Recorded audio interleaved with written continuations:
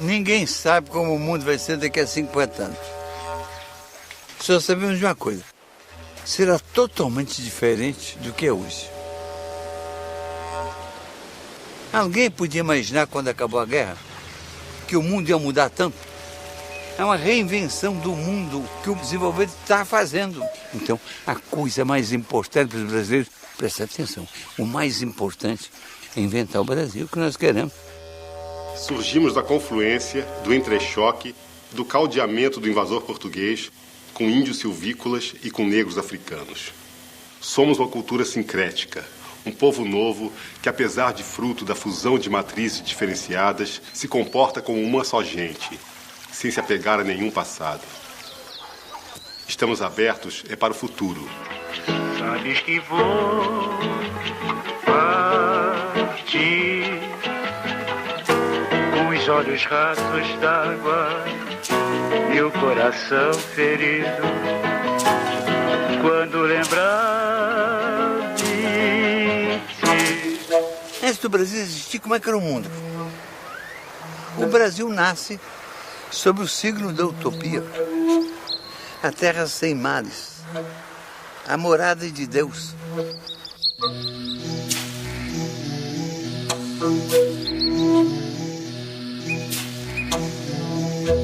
Há 1000 anos atrás, de lá pelo ano 1000, tem cartas que falam de uma ilha Brasil. Isso significa que o nome Brasil não vem do pau-brasil, não. Isso aqui era a Ilha Brasil, que alguns navegantes sabiam.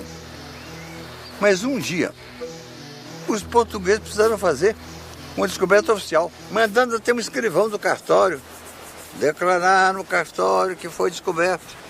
Isso foi em 1500. Mas ele preexistia há muito, fisicamente, biotericamente, biologicamente e humanamente, com a humanidade indígena. Humanidade diferente.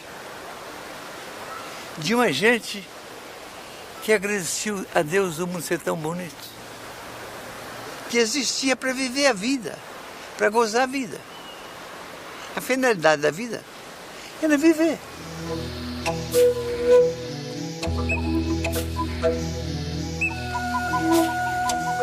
Os Brasis, como eram chamados os nossos antepassados indígenas, costumam ser classificados de acordo com a língua. Em 1500, poderiam totalizar entre 1 e 8 milhões de pessoas, distribuindo-se da Foz do Oiapoque ao sistema fluvial Paraná, Paraguai e Uruguai.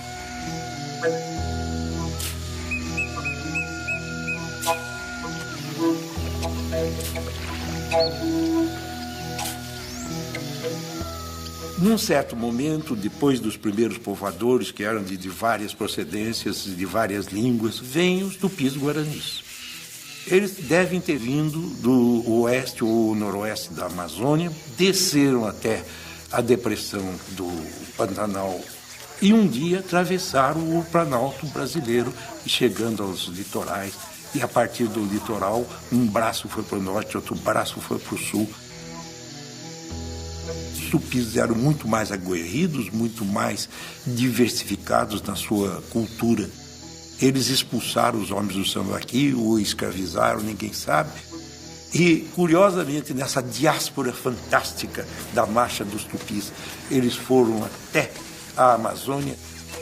E foi exatamente esse quadro, deixado pelos tupis, é que os portugueses um dia vieram encontrar.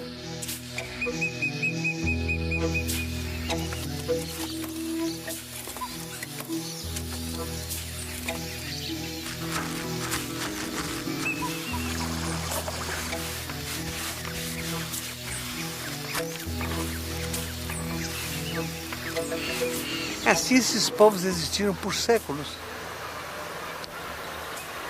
Chegaram a conhecer a natureza em detalhe. Sabiam o nome de cada bichinho, de cada planta. E sabiam para que servia ou não servia. Viveram aqui por menos de 10 mil anos, comungando com a natureza. Tiraram da natureza dezenas de plantas selvagens e domesticaram, ajeitaram, para poder plantar na roça tudo junto.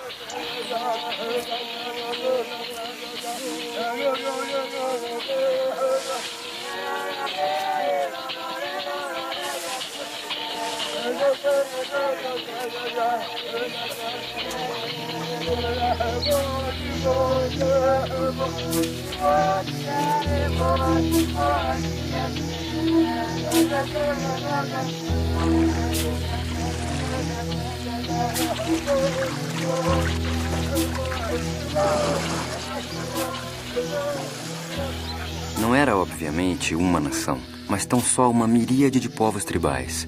Viviam em aldeias, cada uma unidade social distinta, autossuficiente. Um índio, na força da sua cultura, ele se basta a si mesmo, ele é autossuficiente, ele sabe fazer tudo o que ele vai precisar ao longo de sua vida. Sabe fazer a sua casa, sabe fazer a sua roça, plantar e colher, sabe fazer os seus instrumentos de trabalho, seu arco, sua flecha, sua canoa, sabe fazer esteira, sabe fazer rede e sabe identificar as espécies do seu ambiente que servem como alimento ou como medicamento.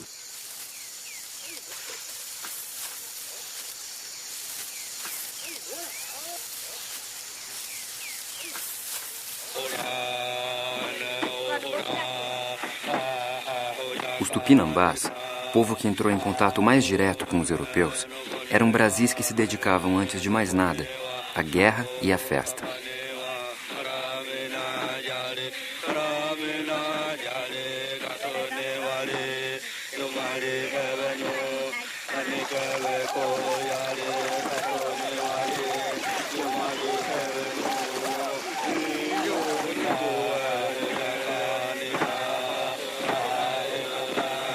A função social da guerra entre os tupis era uma função em face do seu caminhamento ao longo de grandes espaços.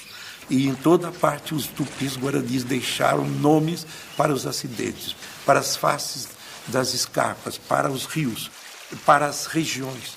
Então o colonizador encontrou um país que já tinha referências deixadas pelos povos tupis.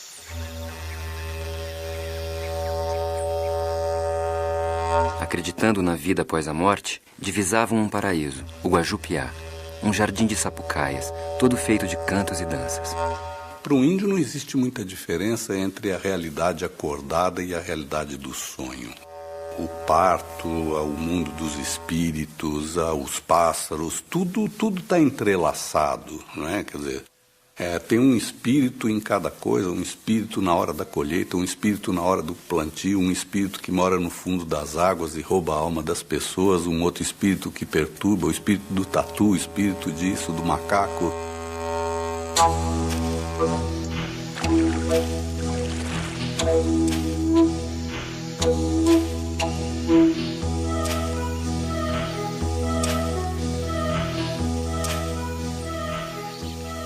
A aldeia Tupinambá era composta por 4 a 8 malocas, medindo às vezes mais de 100 metros de comprimento. Em apenas uma maloca, podiam morar até 600 pessoas.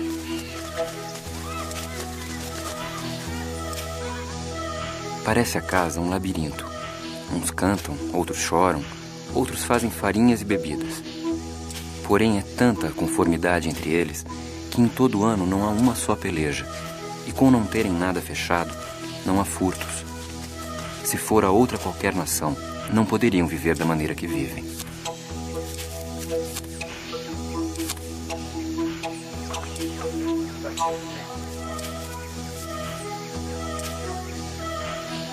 A aprendizagem da convivência e da sobrevivência era feita a partir do modelo dos mais velhos, e no fazer e no refazer.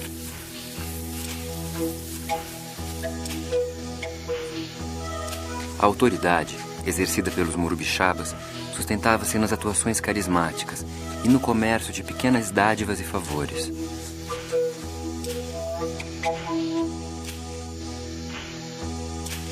A liberdade sexual era grande. É certo que o adultério feminino podia acabar em espancamento, mas o fim do casamento, por iniciativa do homem ou da mulher, era simples e sumário.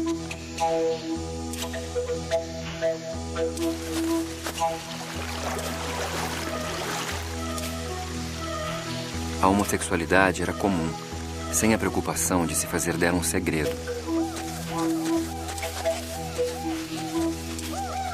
A divisão de tarefas entre homens e mulheres era nítida e marcada desde a primeira infância. O menino tem que ser formado para ser um índio, um caçador, um guerreiro. A menina para outras tarefas. Então isso já começa simbolicamente.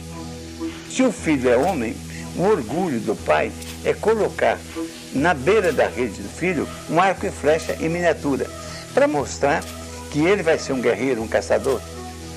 Para a menina, põe uma tanguinha, pequenininha, bonitinha, é para induzir a menina a ser uma tecelã, uma mulher trabalhadora.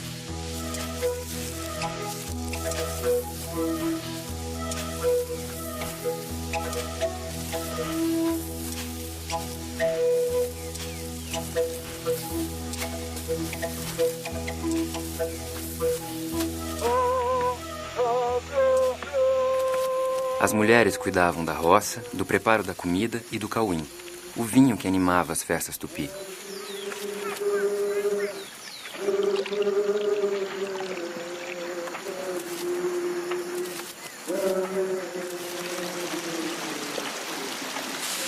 Eram da alçada masculina a fabricação de arcos, flechas, bordunas e canoas.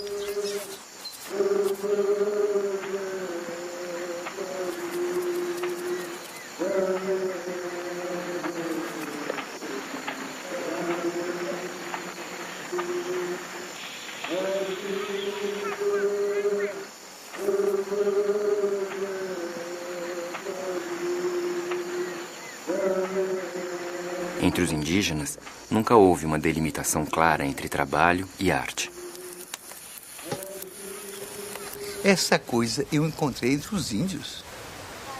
Os índios também, cada coisa que eles fazem, eles querem que ela seja perfeita porque cada coisa os retrata. É vontade de beleza.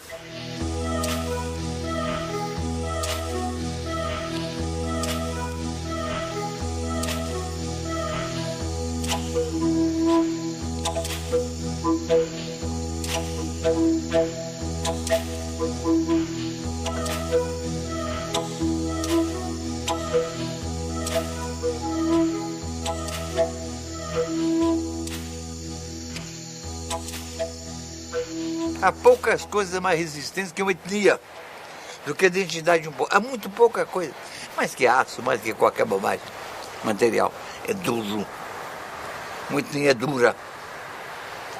Se o pai pode criar os filhos, se o filho se cria na tradição dos pais, na língua dos pais, ele permanece sendo ele. Por quê? 4.000 anos que os ciganos são ciganos. Ou que o judeu é judeu. Por quê? Por uma identificação íntima, secreta, lá dentro. Ele sente que é judeu. E esta convicção que faz dele um judeu é a mesma convicção que faz dos índios índios.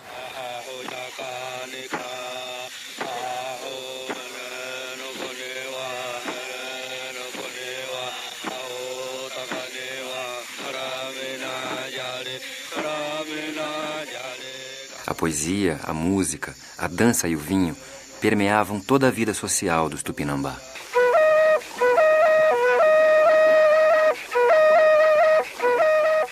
Mas a mais honrada atividade dos Tupinambá era a guerra. Entre eles, a convivência era pacífica e amigável. Com seus inimigos eram implacáveis.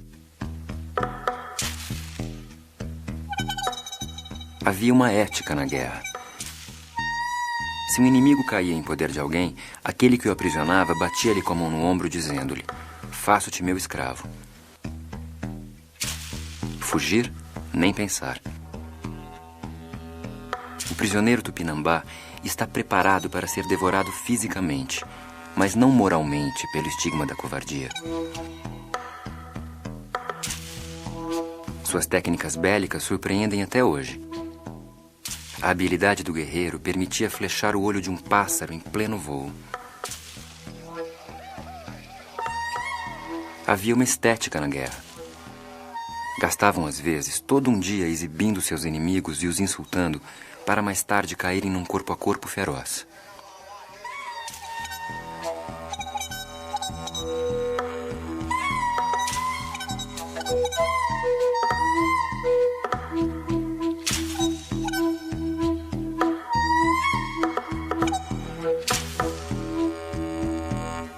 mar se fazia guerra também.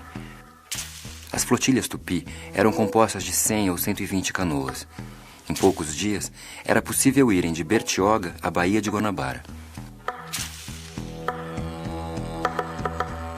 Os prisioneiros que os tupi faziam em suas guerras eram sacrificados e comidos. Era o momento máximo da vida da aldeia, a sua grande festa. O prisioneiro é levado à aldeia de seu amo. As mulheres e crianças é que primeiro gritam, saltam, dançam e batem-lhe. Cobrem seu corpo com cinzas, raspam suas sobrancelhas. Prendem-no e dão-lhe uma índia para o seu serviço, inclusive o sexual. Tudo pronto, é marcado o dia da festa. Os índios levam consigo o prisioneiro, de sorte que bebam e se divirtam juntos.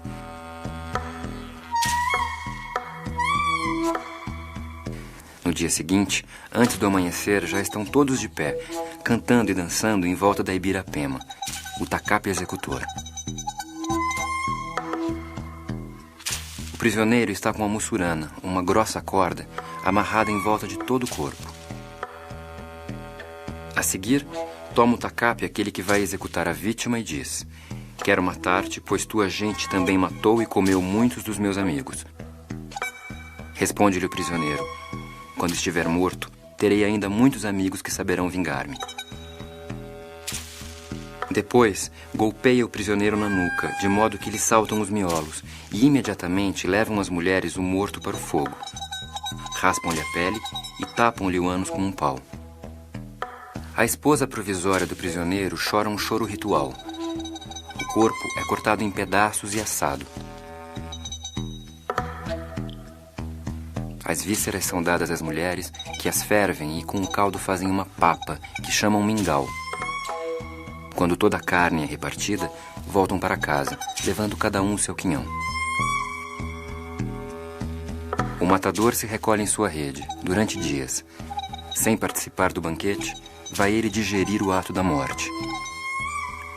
As coisas do mundo retomam os seus lugares. Fui estudar os índios urubus capó. Esses meus índios, de que eu tenho infinitas saudades, chamam-se a si mesmo Caapor.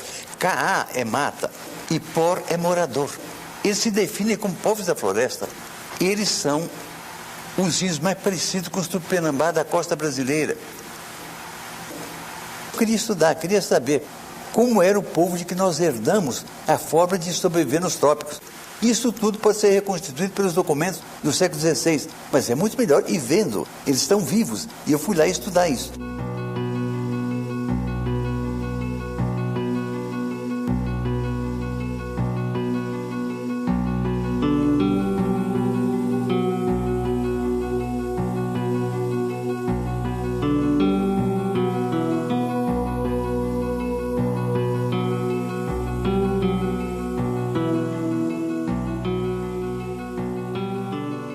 Os grupos indígenas brasileiros têm muitas diferenças de língua, de origem, mas há muitas coisas em comum entre eles.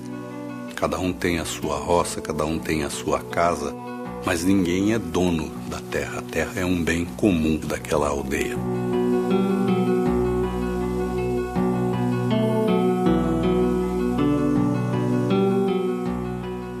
Num grupo indígena, o que um sabe, todos podem saber. Ninguém se apropria da informação para transformá-la em poder político ou econômico, para dominar outras pessoas, para ganhar dinheiro.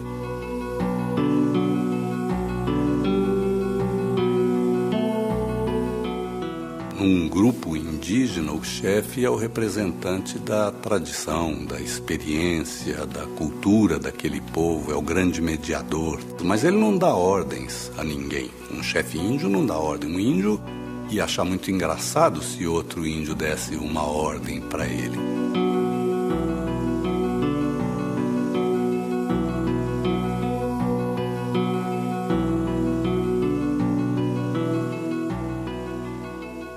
Fomos para dentro das aldeias e vivemos lá meses. Esses índios tinham muito carinho comigo e eu muito carinho com eles. Chegamos a ter uma grande intimidade. Um informante muito importante era Campucu. Esse é o homem mais sábio que eu conheci na vida. Ele me ditou uma genealogia dele de 1.100 nomes. Qual é o nobre que é capaz de ditar espontaneamente 1.100 parentes? Para esses índios é muito importante a herança, e por isso é que eles guardam dessa forma extraordinária a sua genealogia. Afinal, numa noite, na casa de Anancampucu, encaminhei o assunto para a antropofagia ritual. Queria confirmar com ele a descrição dos antigos ritos antropofágicos. Não fiz pergunta alguma. Simplesmente tomei uma corda, disse que era o Tupinambá e contei que havia anos os Tupinambá da costa costumavam matar gente de outras tribos para aprisionar e comer. Enorme era sua emoção. Por fim, não suportou e disse: "Você é meu irmão, o seu avô é meu avô." Anancampucu começou então a contar que seus antepassados também caçavam gente de outras tribos para comer. Esses meus carrapó são Tupinambá tardios, Tupinambá de 500 anos depois, mudados radicalmente no tempo.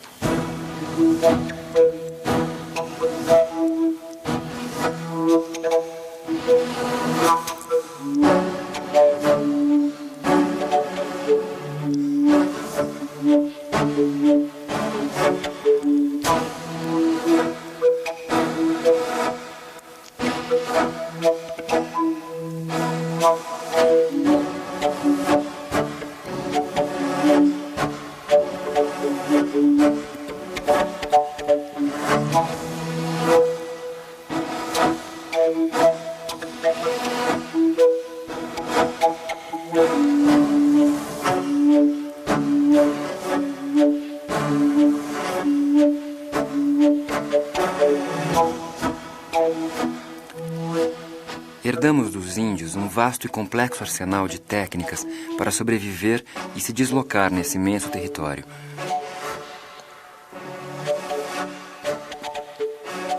Herdamos centenas de frutos, árvores, ervas, seu trato e seu uso. Herdamos o hábito do banho diário. Mas a herança nobre e profunda que os índios nos legaram é o testemunho de que é possível um povo viver magnificamente integrado à natureza, numa trama secreta de coexistência pacífica e amistosa.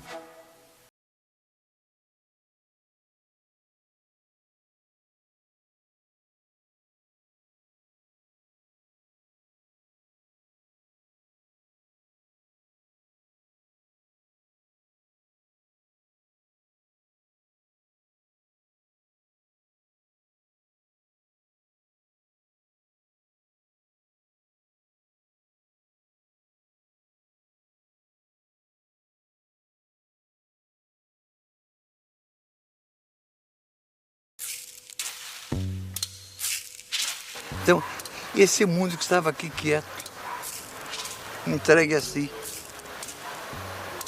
num feio dia, chega o tabelião para dizer: descobri, está aqui.